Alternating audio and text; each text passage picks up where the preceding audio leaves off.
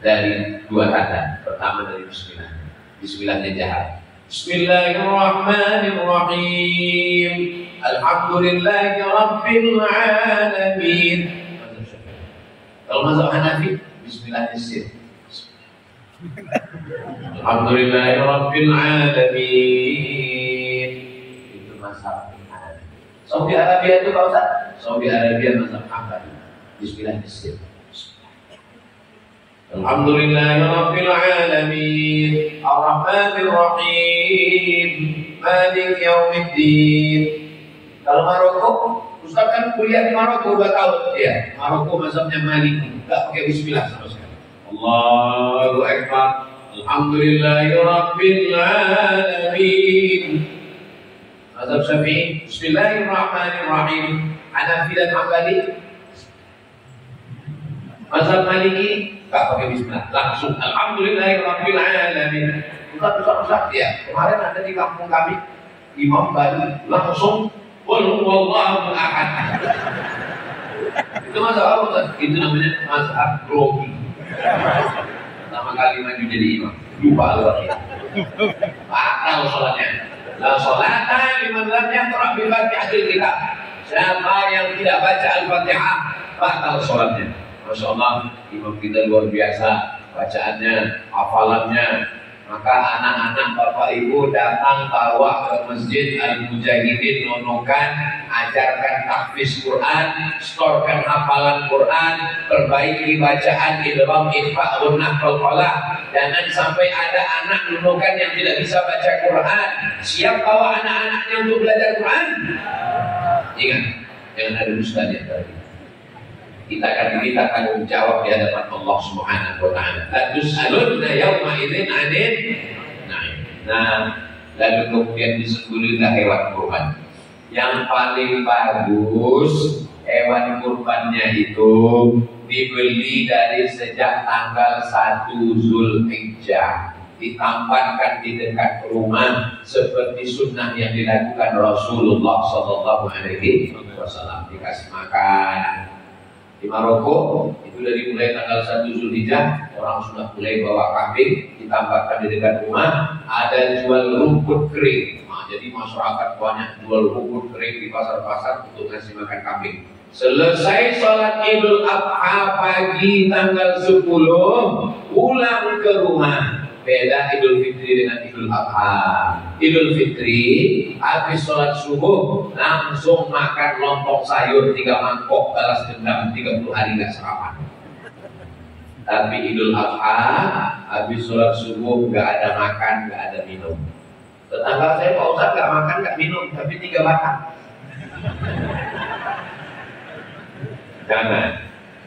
Jangan.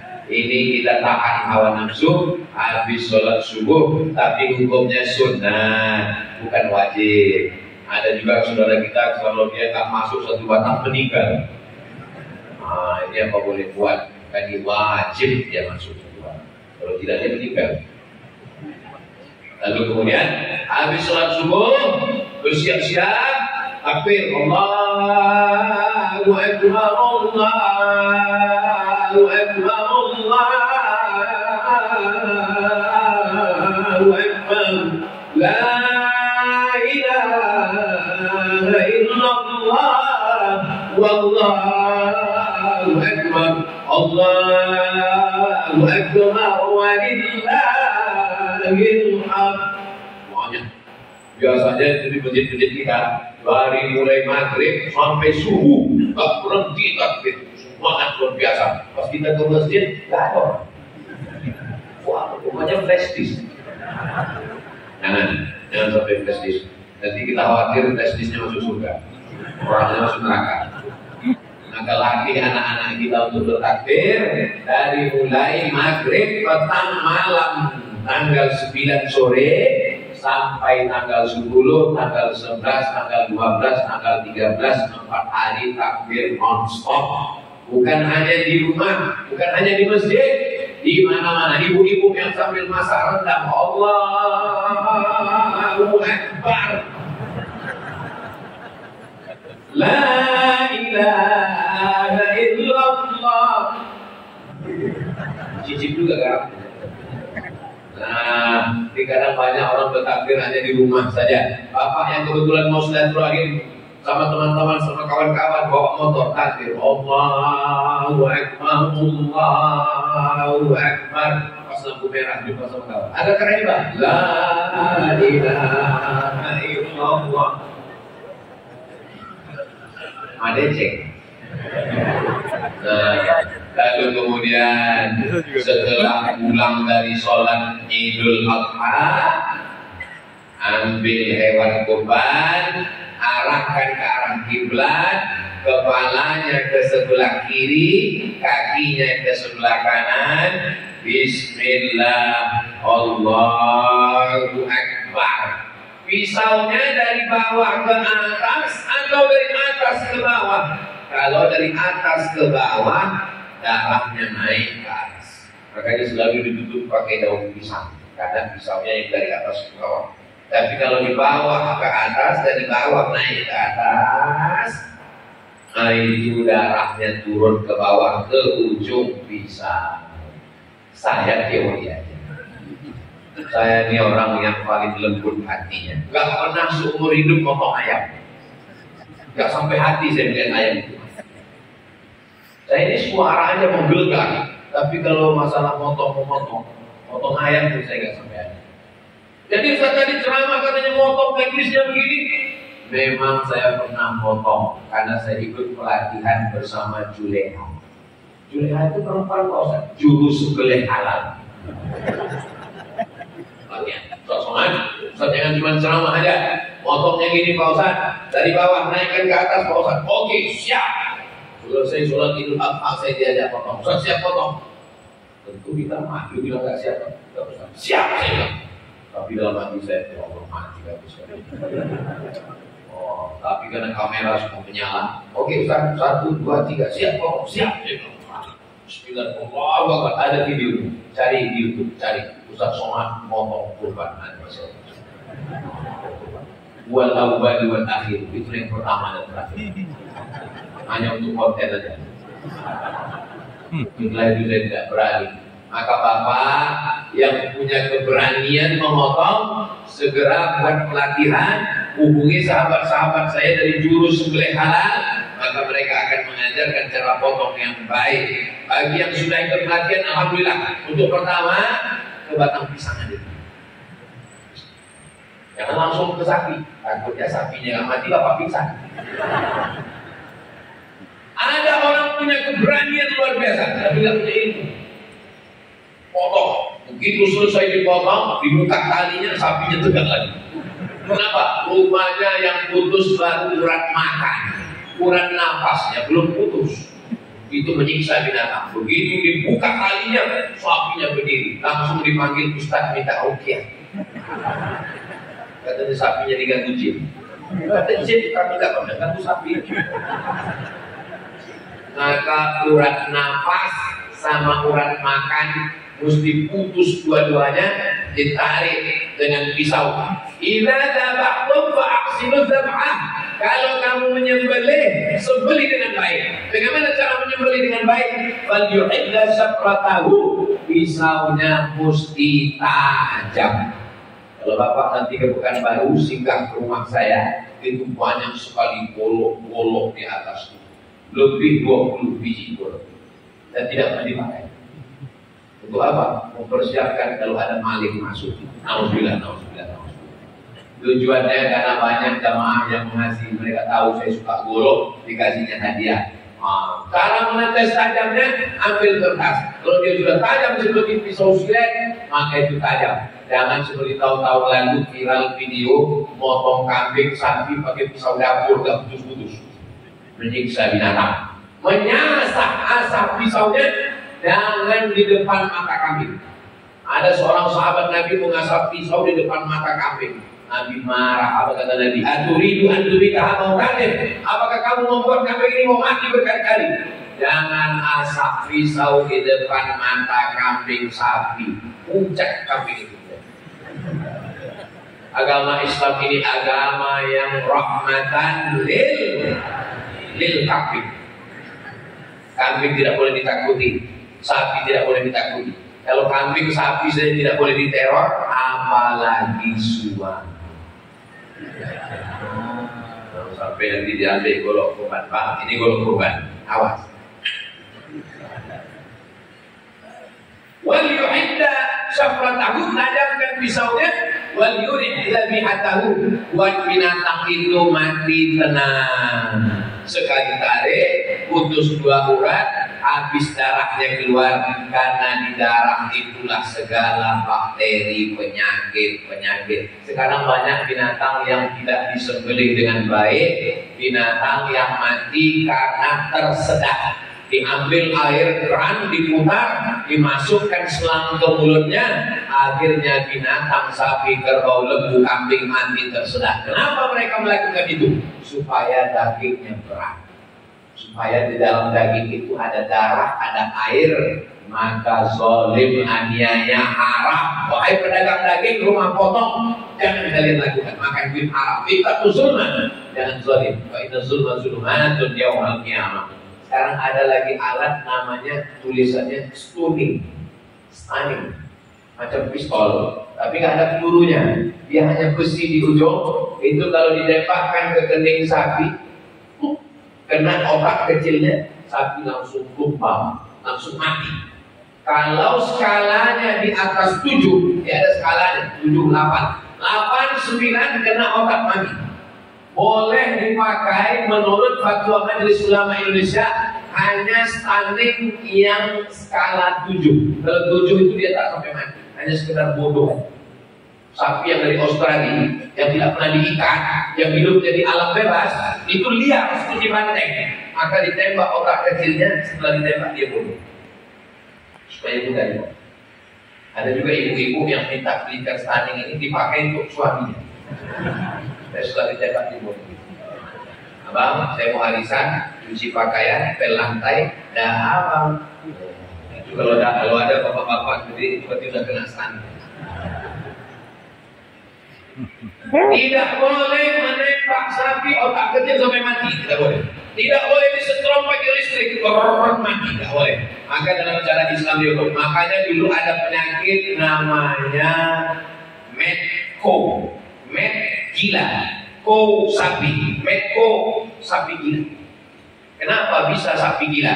Karena orang barat sapinya tidak dipotong, darahnya menggumpal di dalam daging.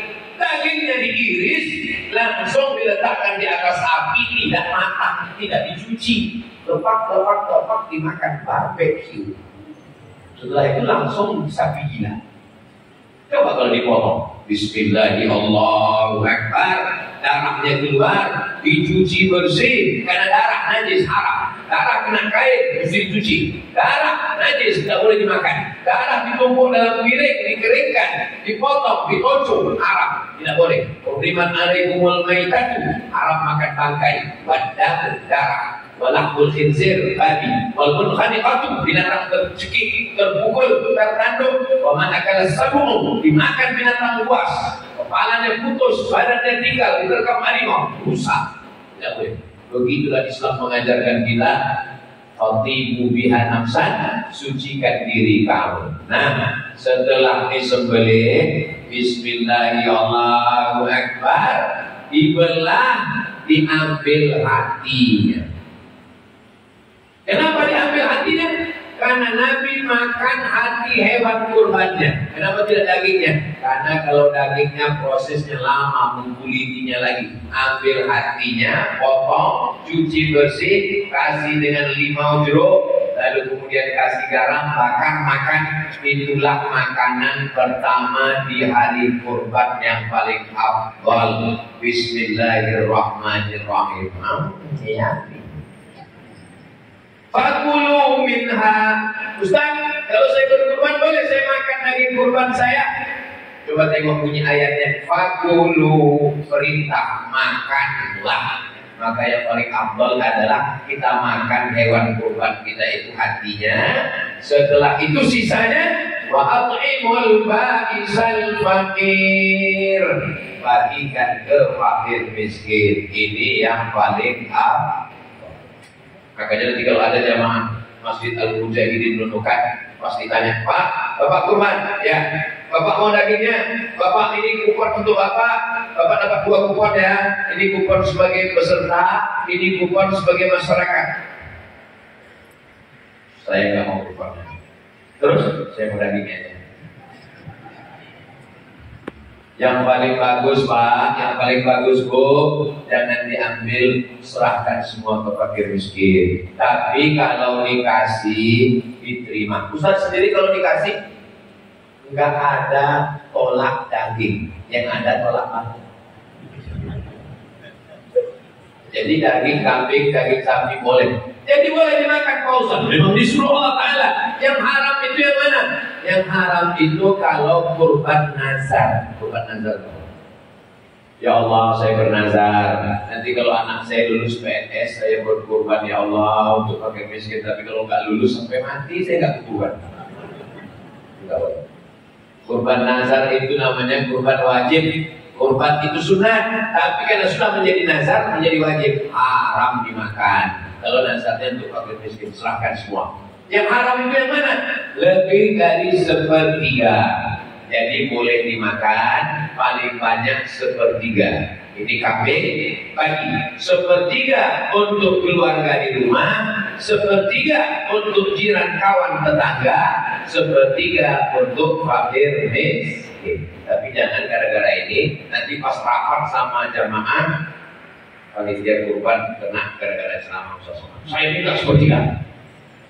Kalau sudah kebiasaan kita dapat 2 kupon, 1 kuponnya sekilo, sekilo setengah kilo, ya udah cukup lah itu, jangan sampai minta 1/3. Sekarang banyak juga jamaahnya datang ke masjid bawa kambing. Pak Ustaz, ketua panitia, ya ini kambing saya tolong urus. Setelah dipotong antarkan ke rumah, dagingnya, kepalanya, ekornya, kulitnya. Kalau ada jamaah model begini, Bapak ketua panitia jangan marah-marah. Kasih tahu sama dia, bawa kambingmu, potong sendiri, makan sendiri, mati kau sendiri. Ini kita kan bermasyarakat. Aslinya Nabi ambil potong sendiri, tapi karena saya sibuk tidak sempat, maka saya perlu bantuan panitia. Itulah asal usul, asal muasal kronologis munculnya panitia kurban. Assalamualaikum Bapak Ketua Pengurus Masjid Al-Mujahidin Nunukan. Ya, saya nggak sanggup beli kambing. Bapak bisa carikan kambing? Bisa Pak Ustaz. Kami tinggal hubungi www.kambing.com.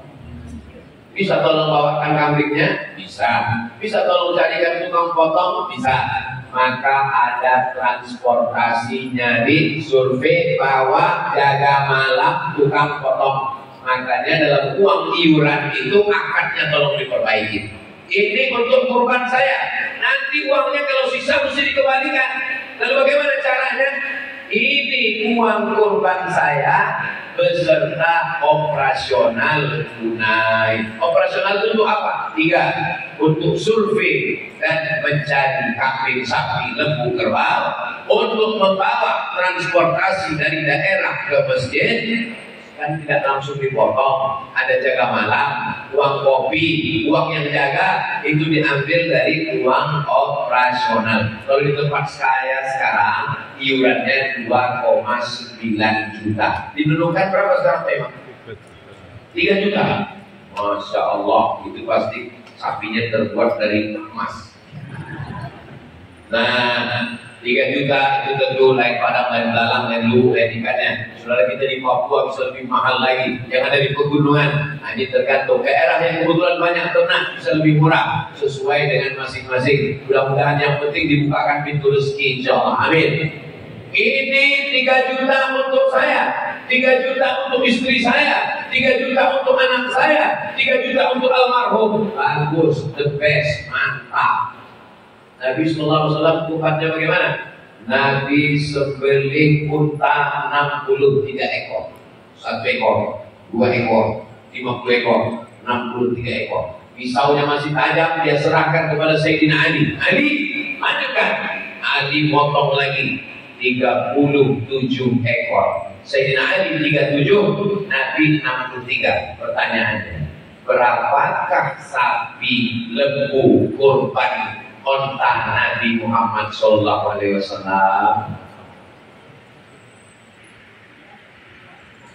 Kalau Tuhan berteman-teman dengan teman ke Tanjung Katung, memang susah.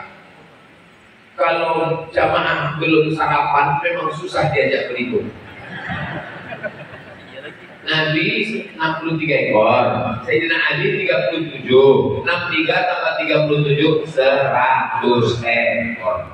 Jadi kalau Bapak Ibu mau ikut sunnah Nabi SAW, berkurbanlah 100 ekor unta. Amin. Dari bunyi aminnya nggak yakin.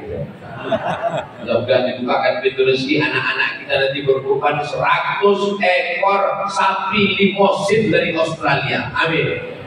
Begitu. Ini sekarang viral video artis orang kaya kurban satu sapi limosin harga 1 miliar. Upil, tidak ada apa-apanya dibandingkan Nabi. Tapi mereka udah mau berkurban, udah bebas, udah bagus. Mudah-mudahan tetap dikasih motivasi. Artis-artis, pejabat-pejabat, orang-orang kaya makin banyak. Tapi jangan kau sangka kurban itu sudah banyak. Karena kalau dibandingkan kurban Nabi, Nabi berkurban 100 ekor sendirian. Itulah dalil bahwa kurban Nabi tidak pernah absen setiap tahun. Kenapa? Karena waktu dia motong 63 ekor. Sahabat Nabi tidak tahu rahasia kenapa 63 ekor. Setelah Nabi meninggal baru mereka tahu. Kenapa berhenti pada angka 63? Ternyata Nabi meninggal umur 63 tahun. Nanti Bapak Ibu, kalau kebetulan ada orang menemukan yang punya 100 ekor, Ibu lihat Bapak berhenti di angka berapa? Allah Subhanahu wa Ta'ala. Nah, kira-kira Nabi Muhammad itu orang kaya atau orang miskin? Orang kaya. 100 ekor onta sendirian, orang kaya. Yang miskin itu siapa? Umat Nabi Muhammad. 1 ekor sapi dibagi 7, sapinya kurus. Pas rapat sama panitia bolak-balik, tolong saya antarkan dagingnya, pahanya, kepalanya, ekornya. Makan kita sendiri. Kita ini berkurban ini bukan untuk kita, tapi untuk masyarakat. Apalagi yang di perkotaan yang sudah sering makan daging, jangan lagi ambil itu dagingnya, kirimkan ke desa, perkampungan, di suku terasing, saudara kita yang berdakwah di pedalaman, kirimkan. Kenapa? Inilah dari ibadah kurban. Fasalli li rabbika. Salat, setelah salat Idul Adha maksudnya wanhar, dan berkurbanlah. Dianjurkan membawa anak dan istri waktu berkurban. Tujuannya untuk apa? Syiar, supaya orang-orang yang lemah imannya melihat hari raya kurban ramai. Umat Islam ini ternyata ramai juga kalau hari raya kurban dia mengambil kupon. Kalau sholat subuh aja yang sunyi ternyata. 2 tujuan ramai-ramai ibadah kurban. Yang pertama intern ke dalam, yang kedua ekstern keluar. Ekstern keluar. Orang-orang yang menyepelekan Islam ketika melihat orang ramai, hati-hati, umat Islam ini ramai, hati-hati dia bawa golok berdarah. Tapi ternyata dia tidak ekstrem, dia tidak radikal. Kenapa? Karena dagingnya dia bagi semua ke tetangga. Ustaz, ya. Tetangga saya ada yang non muslim, gak Islam, Pak Ustaz. Apakah boleh kami bagi hewan kurban? Boleh memberikan hewan kurban dagingnya. Kalau si Islam dapat satu bungkus, yang tidak Islam juga bagikan. Mana dalilnya? Dalilnya adalah ketika Asma punya ibu tidak Islam dan dia bertanya ke Nabi, apa asluha? Boleh saya silaturahim dengan saudara saya, keluarga saya, ibu saya tidak Islam? Kata Nabi, silakan. Boleh saya kasih dia hadiah? Karena Nabi berikan dia hadiah. Itu dalil boleh memberikan kurban. Tapi zakat tidak boleh. Kenapa zakat tidak boleh? Karena zakat hukumnya wajib. Sedangkan kurban adalah terhitung sama dengan sedekah sunnah. Jadi jangan sampai nanti orang Islam dilulukan, yang Islam dapat daging, yang tidak Islam dapat juga bungkus isi yang lemahnya semua. Tidak boleh. Kita mesti bersikap adil. Inilah Islam. Wa ma arsalnaka illa rahmatan lil, tidak hanya lil muslimin, lil alamin, yang tidak Islam. Di Nunukan ada orang tidak Islam. Bagikan, ini sebagian daripada syiar dakwah, tapi jangan pula kebalikannya. Semua yang tidak Islam dapat, yang Islam malah nggak dapat. Ini juga tidak betul. Jadi kalau kebetulan dapatnya sedikit, ya kita bagi-bagilah. Ini semua adalah kemaslahatan untuk kita bersama. Ada 2 orang yang tidak boleh dikasih daging sebagai upah. Pertama, tukang jagal, tukang potong. Yang kedua, tukang kulit. Tidak boleh menjadikan daging sebagai upah. Sebagai hadiah boleh, sebagai upah tidak boleh, sebagai upah tidak boleh, sebagai hadiah boleh. Apa beda hadiah sama upah? Hadiah itu kalau dapat alhamdulillah, nggak dapat nggak apa-apa, itu namanya hadiah. Kalau upah dapat alhamdulillah, kalau nggak dapat pisauin naik ke atas. Ini tadi untuk sapi kan ya, jadi ekor gitu. Tukang potong jangan dikasih upah dari daging. Ini kepalanya sebagai upah haram, ini kulitnya sebagai upah haram, ini dagingnya sebagai upah haram. Adapun panitia dikasih 2 kupon. Ini kupon kamu sebagai masyarakat, ini kupon kamu sebagai hadiah. Boleh. Tapi kepala tukang jagal, tukang kulit yang mesti dikasih upah. Dari mana upahnya? Upahnya dari iuran awal tadi masuk biaya operasional. Jangan diambil dari masjid. Kenapa? Karena orang bersedekah untuk masjid, bukan untuk tukang kurban. Jangan pula diambil dari kulit. Kulit dijual. Boleh kulitnya kami bagi Pak Ustaz. Man ba'ajil lahu tahiyyatihi falahu tahiyyatalah. Siapa yang menjual kulit hewan kurbannya, maka dia tidak dapat pahala kurban. Akhirnya karena takut kulit hewan kurban ini dijual, digunting kecil-kecil, masuk ke kresek, dibagi. Hari kedua kampung kita mau bangkai, karena semua kulit dibuang, nggak ada yang bisa ngolah. Jadi kulit ini jangan dipotong. Kalau begitu dijual, katanya dijual nggak ada pahalanya. Gimana caranya? Merubah kulit jadi duit boleh. Assalamualaikum, waalaikumsalam. Apa betul ini kulit lengkap? Betul. Bisa olah kulit kami jadi kentang rebana, jadi bedung. Olah kulit jadi kerupuk, bisa kami olah. Berapa harga satu kulit? 200. Ada 10 ekor, berarti 2 juta. Duitnya jangan lagi diambil. Masjid tidak punya hak, panitia tidak punya hak. Serahkanlah kepada fakir miskin. Fakir miskin, ya. Kamu mau ngambil kulit, kami nggak bisa ngolah kulit. Sudah jadi duit, mau? Baginya. Ini teknis yang sifatnya tahunan. Yang lalu-lalu apa boleh buat? Mudah-mudahan Allah mengampuni dosa-dosa kita. Tapi untuk yang akan datang, kita perbaiki dengan sebaik-baiknya. Daging bertimbun, 1 gunung daging semuanya. Belum dibagi. Datang si ibu ngambil daging, datang si bapak ambil, cincang, potong halus-halus, masak. Panitia, ayo kita makan daging. Daging siapa yang mau makan? Ini daging belum dibagi. Berarti mau makan haram. Jadi kalau gitu kita pagi ini makan apa? Makan lontong. Oh nggak bisa. Panitia kalau makan lontong dia nggak bertenaga. Gimana dia mau potong daging makan lontong?